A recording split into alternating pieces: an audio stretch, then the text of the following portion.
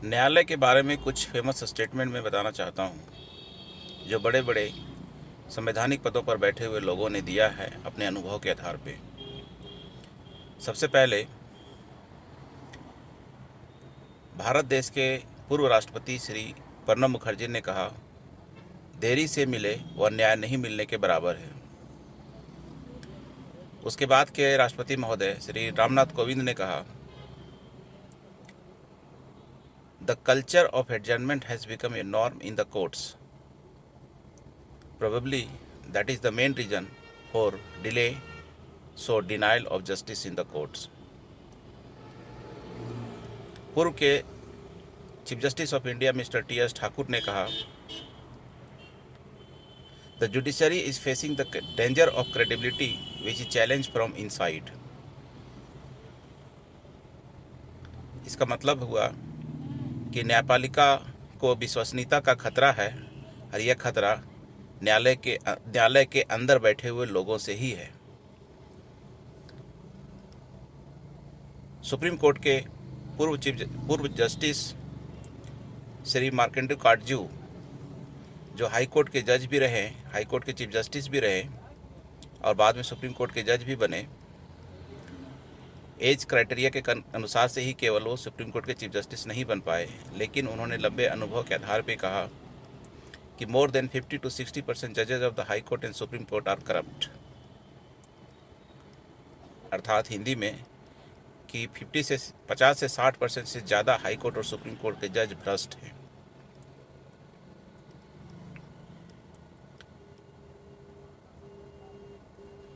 दो 2018 में जो सुप्रीम कोर्ट में 4 टॉप जजों, सिर्फ चीफ जस्टिस को छोड़ के जो प्रेस कॉन्फ्रेंस किया गया था, उसमें भी यही संदेश देने की कोशिश किया गया था कि there is a danger to democracy from the judiciary. न्यायालय के अंदर सब कुछ ठीक ठाक नहीं है, वहाँ पे भी बहुत मनमानी है, अनियमितता है और यहाँ तक भ्रष्टाचार भी है, और उसके आधार पे न्यायालय और न्यायपालिका ही देश के लोकतंत्र के लिए खतरा है। पूर्व के chief justice mister Ranjan Gogoi ने कहा कि अगर मेरा कोई मामला होता तो मैं कोर्ट नहीं जाना चाहता, क्योंकि कोर्ट में इतनी अनसर्टेनिटी है और इतना डिले है कि क्या कब न्याय मिलेगा नहीं मिलेगा कुछ पता नहीं, और ऐसी परिस्थिति में अगर मेरा कोई व्यक्तिगत मामला होता तो मैं कोर्ट नहीं जाता। वर्तमान के chief justice mister D Y. Chandrachud ने कहा कि dissent is the safety valve of democracy. अर्थात लोगों में मतभेद होना यह लोकतंत्र के लिए एक सेफ्टी वाल्व के रूप में है। इन्हीं चीफ जस्टिस मिस्टर चंद्रचूड़ के द्वारा किसी पब्लिक स्टेटमेंट में कहा गया कि लॉ स्टूडेंट्स और the citizens should ask the questions on every subject, every issue. पूर्व के कानून मंत्री ने लिखित में बोनाफाइड एविडेंस के साथ कहा था कि I say this with the bona fide evidence that more than half of the ex chief justice of India have been corrupt.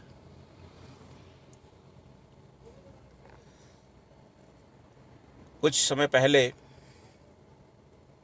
Lockdown के टाइम में, कोरोना महामारी के समय, एक जस्टिस सी.एस.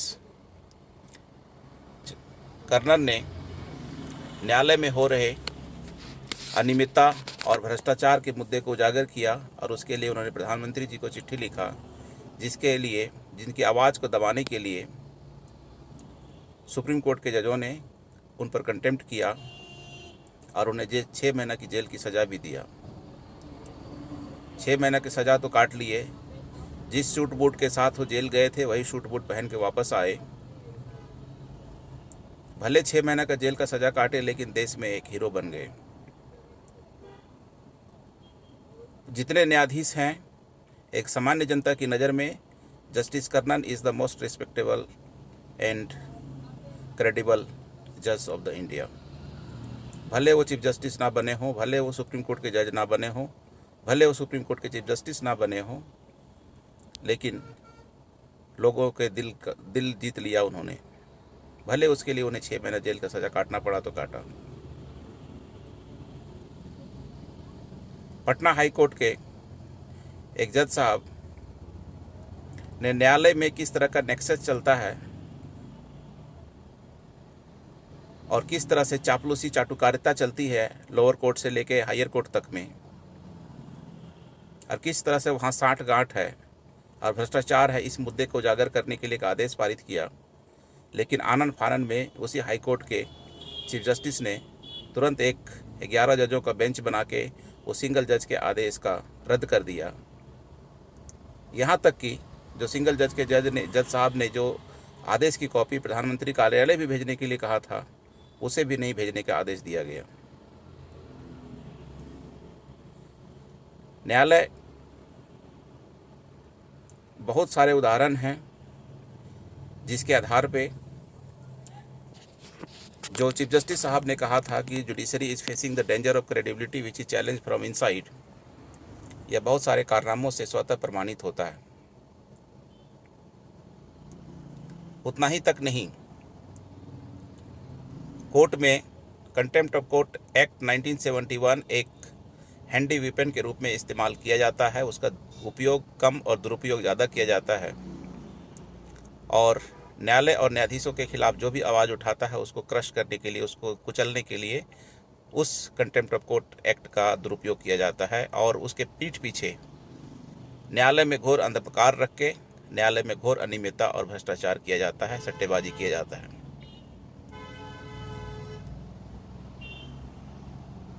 न्यायालय में बैठे हुए लोग खुद जानते हैं कि वो इंसान हैं, देश के नागरिक हैं, एक समय के साथ वो सेवानिवृत्त भी होंगे और उनका इंतकाल भी होगा।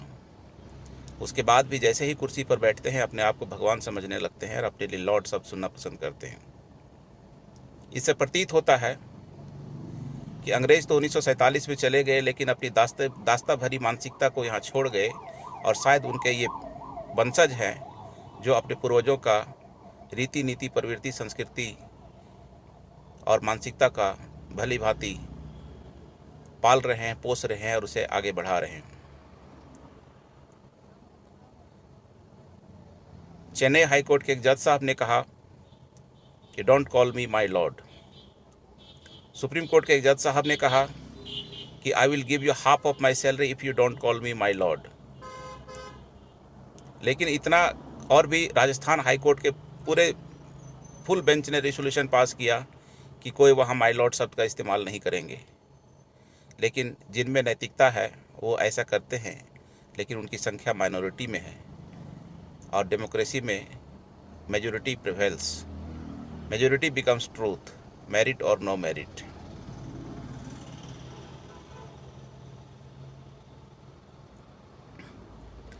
ये माई लॉर्ड का कल्चर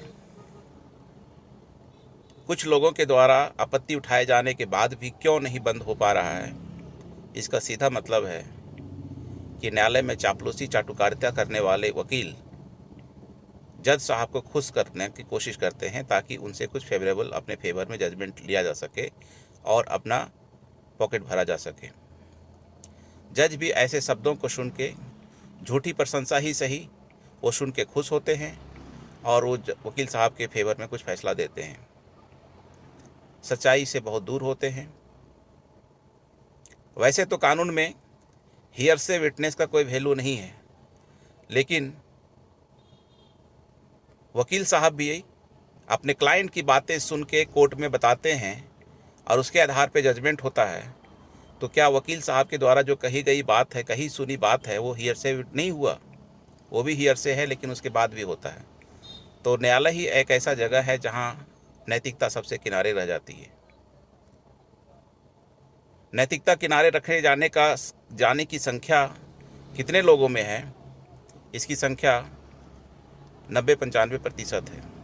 इसका प्रमाण क्या है कि सुप्रीम कोर्ट के द्वारा 1997 और 2009 में फुल बेंच के द्वारा एक रेजोल्यूशन पास किया गया कि सभी हाई कोर्ट और सुप्रीम कोर्ट के जज समय समय पर अपनी संपत्ति का ब्यौरा देते रहेंगे। उसके बाद भी आज के दिन में 95% जज ने अपनी संपत्ति का ब्यौरा जग जाहिर नहीं किया।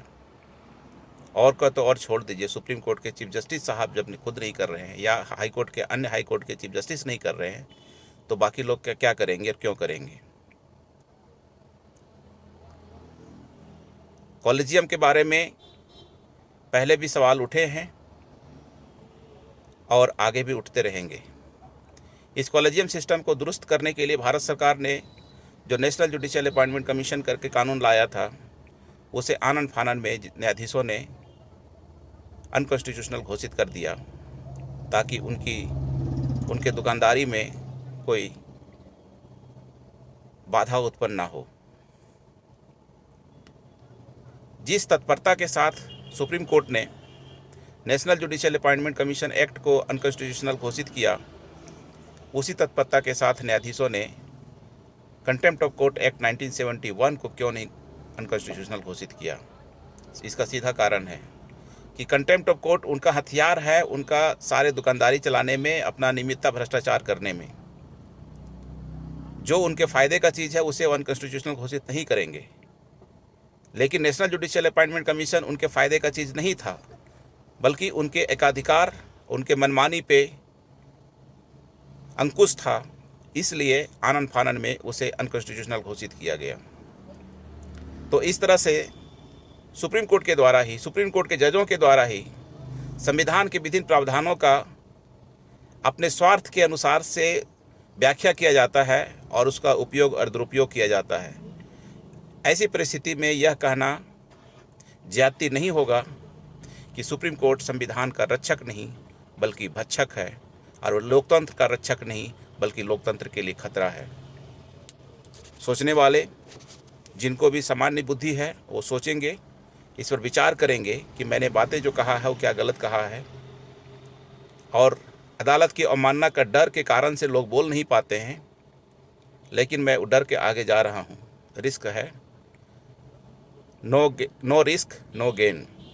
और ये गेन मेरा व्यक्तिगत नहीं, बल्कि मैं उस 20 करोड़ जनता का प्रतिनिधित्व कर रहा हूँ इनडायरेक्टली रूप से, और उनकी बातें जगजाहिर करने की कोशिश कर रहा हूँ जो वो नहीं बोल पा रहे हैं, या उनको कंटेम्प्ट ऑफ कोर्ट के भय से ये बोलने की हिम्मत नहीं हो पाती है। मैं उस भय से आगे निकल के ऐसा बोलने का कोशिश कर रहा हूँ, और परिणाम जो भी होगा देखा जाएगा। सब लोग डरते ही रहेंगे तो आवाज़ कौन उठाएगा। किसी भी समस्या का समाधान करने के लिए सबसे पहले समस्या का उजागर करना ज़रूरी होता है। उजागर हो जाएगा, उसके बाद उस पर चर्चा होगी, फिर उस पर लार्ज स्केल पे चर्चा होगा, फिर उस पर नीति बनेगी, और नीति बनेगी, उसका अमल होगा, और अमल होगा तब ये जुडिशियल रिफॉर्म होगा। तो अगर देश में किसी भी संस्था का सबसे ज़्यादा रिफॉर्म करने की आवश्यकता है तो न्यायालय और जुडिशरी का रिफॉर्म करने की आवश्यकता है। और न्यायालय में अंदर बैठे हुए जितने लोग हैं, उस पेशा से जितने लोग जुड़े हैं, न्यायालय से जितने लोग लाभान्वित होने वाले हैं, वो नहीं चाहेंगे, कभी नहीं चाहेंगे कि न्यायालय में जुडिशियल रिफॉर्म हो और सब कुछ वहाँ ट्रांसपेरेंट हो। अगर सब कुछ वहाँ ट्रांसपेरेंट हो जाएगा तो उनकी दुकानदारी कैसे चलेगी, उनकी दुकानदारी पे बट्टा लगेगा। मैं देश की जनता से आह्वान करता हूँ, अपील करता हूँ कि जो हमारे पूर्वजों ने करीब 90 साल तक 1857 से लेकर 1947 तक जो लड़ाई लड़ा अंग्रेज़ों के ख़िलाफ़, वो लड़ाई अब दोबारा फिर से लड़ने की ज़रूरत है।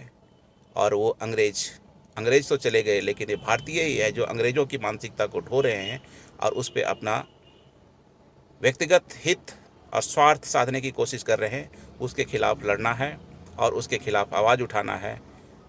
इसमें कुछ लोगों को जेल जाने की नौबत आ सकती है, लोग जाएंगे, लेकिन कुछ लोग सेक्रीफाइस करते हैं तो ज़्यादा से ज़्यादा काफ़ी संख्या दूसरे लोगों को, निरीह लोगों को फ़ायदा होता है।